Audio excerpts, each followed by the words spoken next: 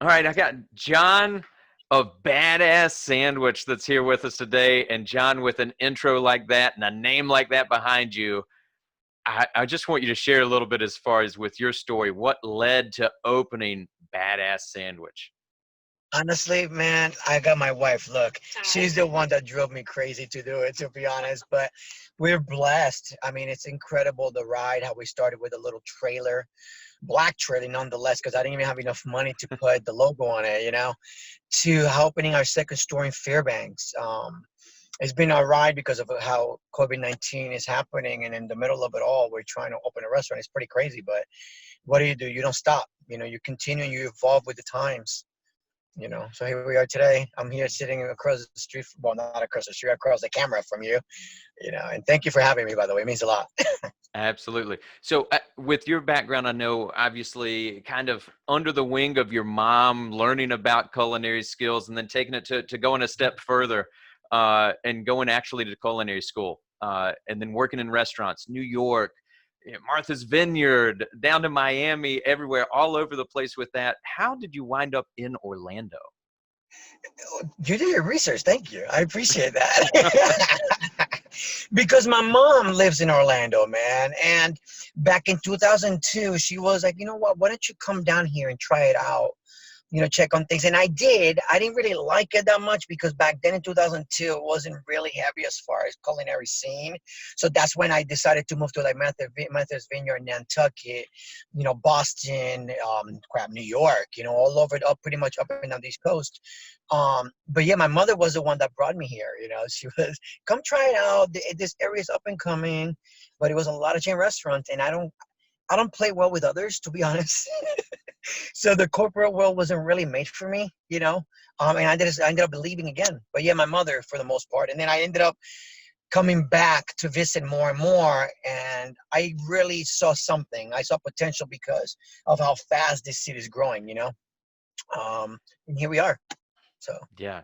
So I remember, when we first moved to Orlando, and our office is down in Dr. Phillips. So, I'm on Restaurant Row. I look out the door and it's kind of with that. But the sad thing is there's not a lot of those locally owned, run, from the heart and soul of everybody. So I love when I get to visit parts of the community that are experiencing exactly what you said.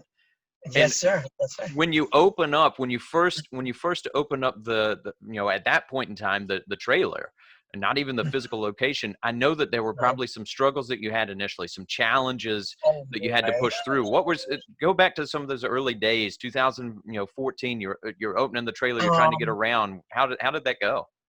Thank you for asking me this, man. I've been saying this story lately, and I'm enjoying saying it more and more because we're blessed. Like I said, we're here opening this second location. But when I started in front of a thrift shop on Michigan Avenue, or Michigan Street rather, right across the street from Boone High School.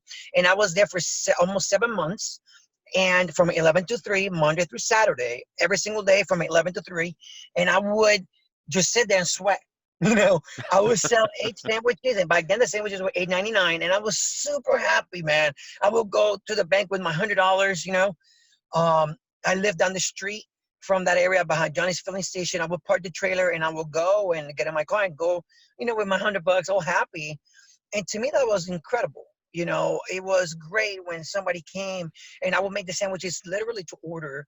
You know, I mean, I get to talk to the customer and then they taste the sandwich. They're like, oh my God, this is the best sandwich I've ever had. And man, I remember sometimes we'll be so slow that some people will come and I'm like, please don't leave, because I'm going to be bored. You know what I mean? But little by little, we got to the point that we sold about 20 sandwiches, and code enforcement for Orange County showed up. And then he told me, he was like, oh, you can't be here. I'm like, what do you mean?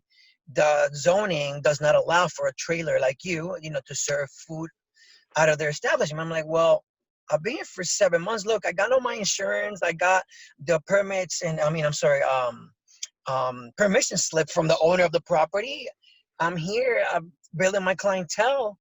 What do I do now? Well, I don't know. It might be that you have to have some special permit. I'm like, oh no, I'm not gonna pay you guys another dime. I already paid enough money. But it was like, well, pretty much if you come back tomorrow, I'm gonna have to fine you. Like, don't come tomorrow, please.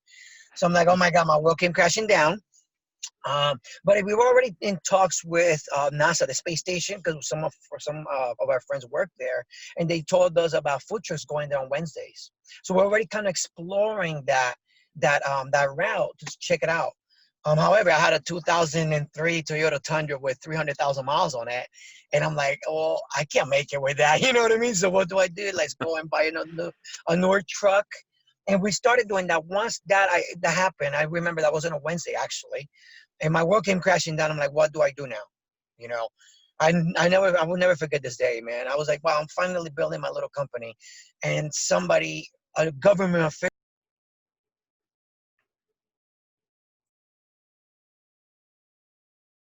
Sorry, somebody's calling me. They put a stop to that. I'm like, wow. So we push. We got our little truck. We started looking for places. We started calling people. We started doing corporate lunches. And man, I tell you what, instead of selling 20 sandwiches in a whole day, we were selling 60 sandwiches an hour. And I was like, wow, Wow. this is pretty incredible. I was not used to that. I tell you what, I remember it got so hot in that trailer that I had my truck running with the AC because I will have to go in every 10 minutes and I will have people waiting for sandwiches because I was about to faint. You know, um, it's been quite a ride. I mean, I've had 9 surgeries along with opening 2 restaurants. My wife almost died on me twice from heat stroke. So the challenges have been there, man. And I look back. Thank you for the question, by the way. I look back and I'm like, wow, what a ride. It's been great. You know.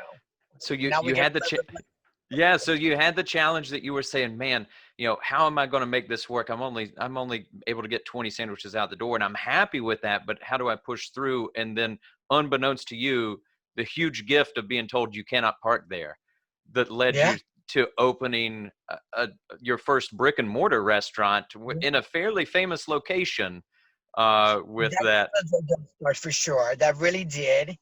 It really didn't. But that also had a challenge in itself because we didn't have a lot of money. We were already like I think operating for 2 years. We did the Food Truck Bazaar, we did the Tasty Tuesdays. We will work 7 days a week. We'll do a lunch in St. Pete and then do a dinner in Altamont Springs. You know what I mean? In one day, like I traveled this state with my little trailer. And I mean, it was awesome because I've met great people. But you're not ready for these things. Like my wife used to go to Orange Theory next to the ABC liquor store right there on Primrose and Colonial. And she told me, hey, babe, well, Seven Bites is moving. I think they made it public a few weeks back. Why don't we open something here? I'm like, well, because I'm sure that place is already taken by somebody. One. Two, I don't have money. Yeah, I don't. You know, but she was like, babe, she already planted the seed, man. This is what I'm saying. When you say, well, how did you get it? That's why I pointed at her with the camera because she already planted the seed. She planted that seed. I'm like, you know what? I'm going to make it happen. So I introduced myself to Trina, and she said she was doing screening. And I was like, you know what? I know. And I got the owner's number and name and everything. And I was like, I'm going to get him up. And I had no money, mind you. So I did. We sent them a portfolio of what we do, who we are, my resume, my background, etc., our logo, and he thought it was pretty funny, but he was already talking to somebody else. About a week later, I hit him up again. He was like, "Oh no, I think they're gonna move forward." I'm like, "Okay, now I can live my life." I think we were watching Superman at the Plaza Theater in downtown, and he goes like, he sends me an email, and I show my wife. I was like, "Hey, look, David Blondin just emailed," and I'm like, "Absolutely, give me a week to see what, to do my research. Again, I don't know what I'm doing." So we did. We went to City Hall. I went to City Hall. Okay, great. I signed the lease. I still don't have any money. Okay. And I applied for credit cards. I stayed up for 2 days applying for credit cards. Victoria's Secret, Gap, Banana Republic, I mean, Sego, Wawa. I made sure that I covered the essentials, right? Like Victoria's Secret, I'm kidding. But anyways, I made sure that everybody was taken care of. And I applied for credit cards and I got everything. And we started buying things through Amazon. My living room was a storage room really for about 6 months because we signed everything ahead of time. I could buy things, with time. Man, and it took us about 6 months because Trina wasn't ready to move out, which was perfect. The timing was just perfect. And yeah, we opened, and of course, little challenges. We didn't have a hood system in the restaurant. We put the hood system up. I mean, we put the system up. Then challenges and the hurricanes, and then little things in between. that got us where we are now. But we're persistent, man. I tell you, I've been super persistent. Like what my wife did was just planted that seed in my head. And I'm like, crap, I got to make her proud, right? I got to make my mama proud. I want to make my son proud. And I just absorbed it, man. And it just, I don't know, I just keep going, Yeah, and I don't know. we Sorry. hear that time and time again when we're talking to people, that it's like that.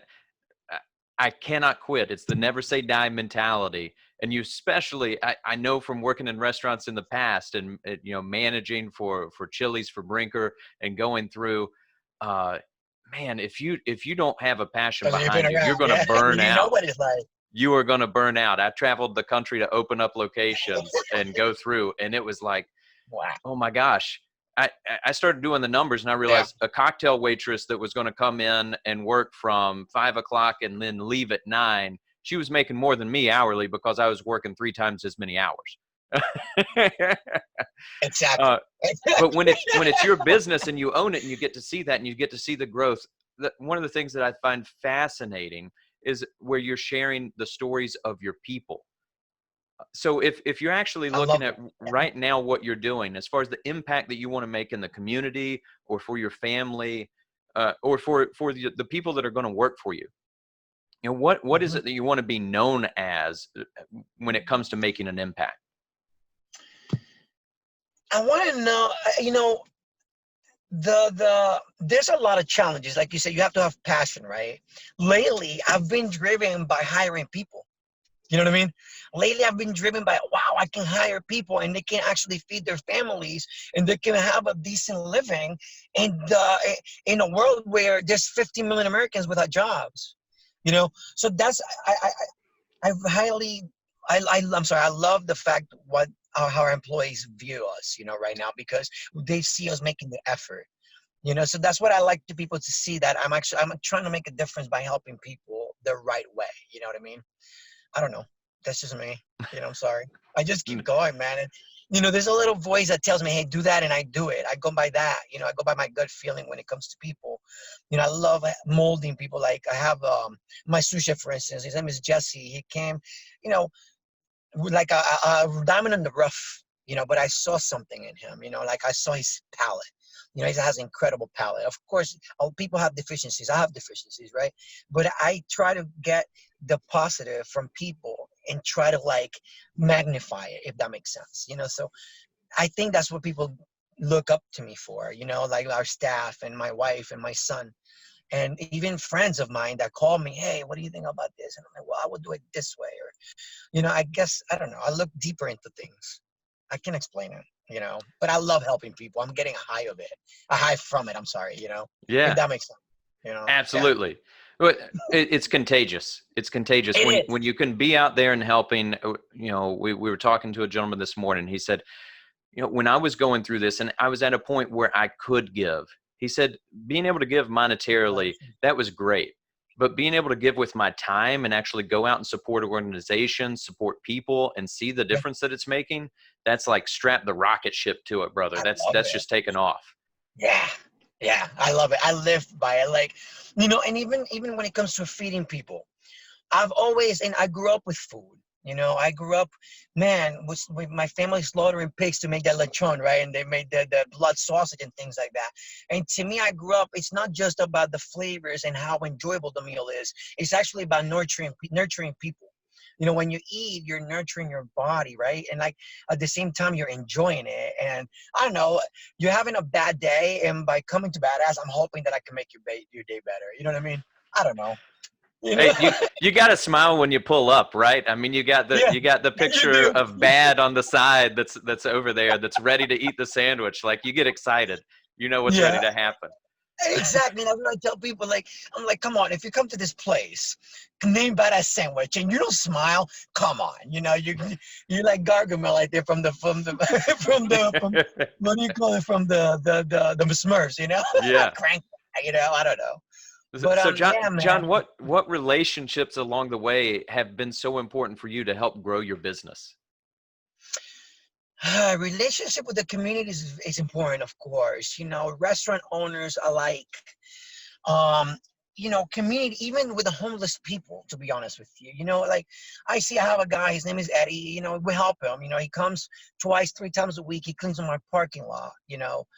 Um, it doesn't matter, all sorts of life help me build my business. It doesn't have to be, we know people, that are entrepreneurs. I know people that been in business in the Orlando area for 50 plus years, from their families even, and they mentor me. But I mean, those are important to me. I'm not going to lie to you. People that keep me in check. Hey, how are you doing mentally? How are you doing emotionally? How are you doing, not so much financially, but how is sales? Is there anything I can do for you? Not only are those relationships important, but to me, even with my employees, the homeless people, the community, everything has made badass what we are now. But Even the little customer that was at a food truck event, you know what I mean? I cherish and I am super grateful for everybody that's bought a sandwich from us, to be honest with you.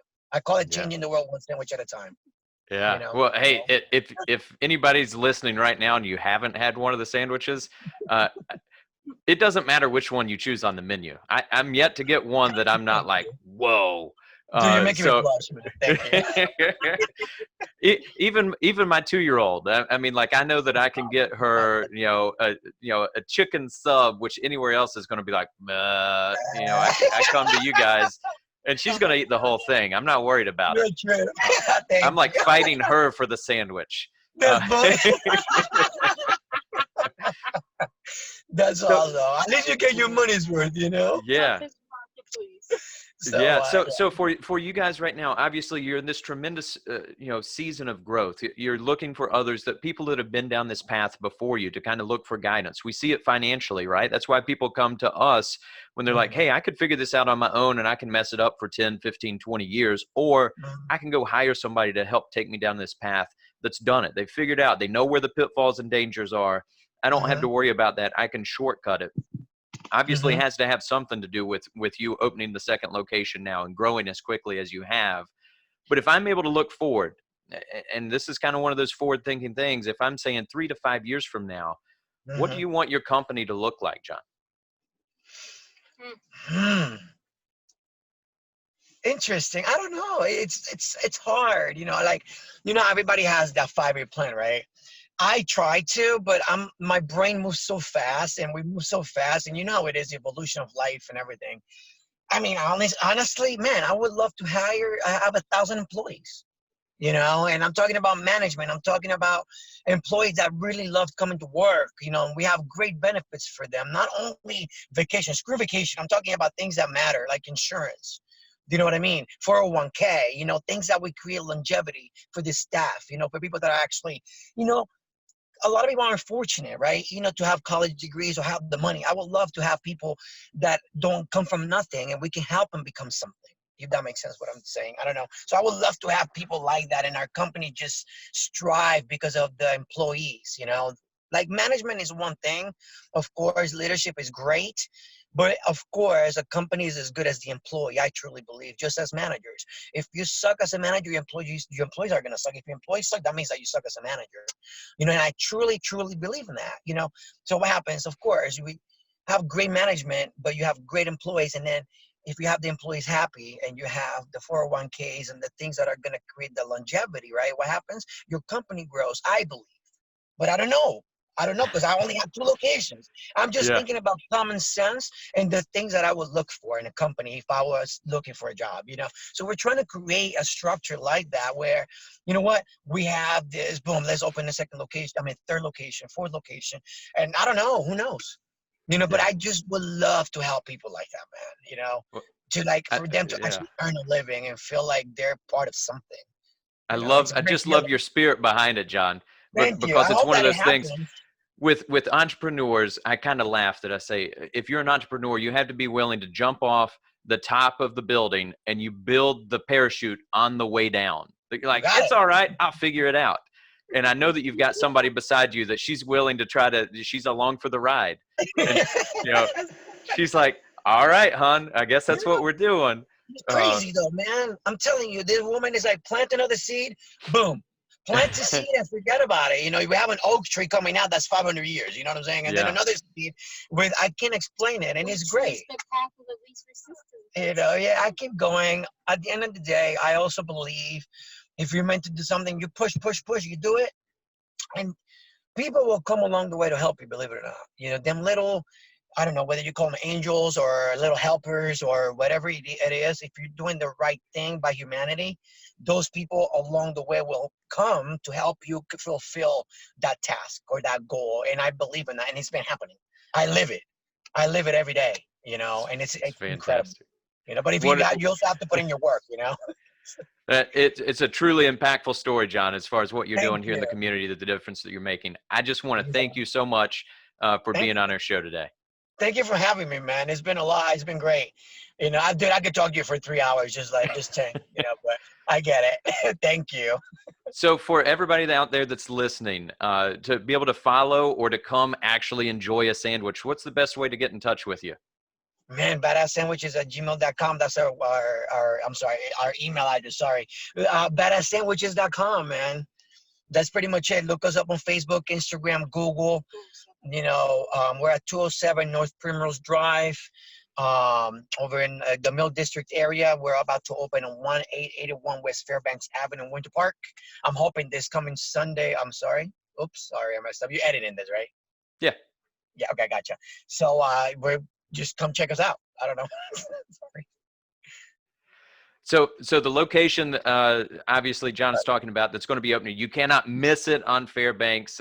Easy to see. It looks really similar to the location in the Mills District. So the classic, the gray, the black, everything. It sticks right out there on the road. Big sign Uh, lit up, LEDs. well, Never in my life I would have thought, but yeah. thank you again so much, John. I appreciate it. Until next time. Thank you, buddy. Take care. Thank you for watching the Life Wealth Group YouTube channel. We hope you found this video informative. If you have any specific questions as to what you heard today, don't hesitate to reach out to us for a complimentary phone call or meeting in person. Also, don't forget to subscribe.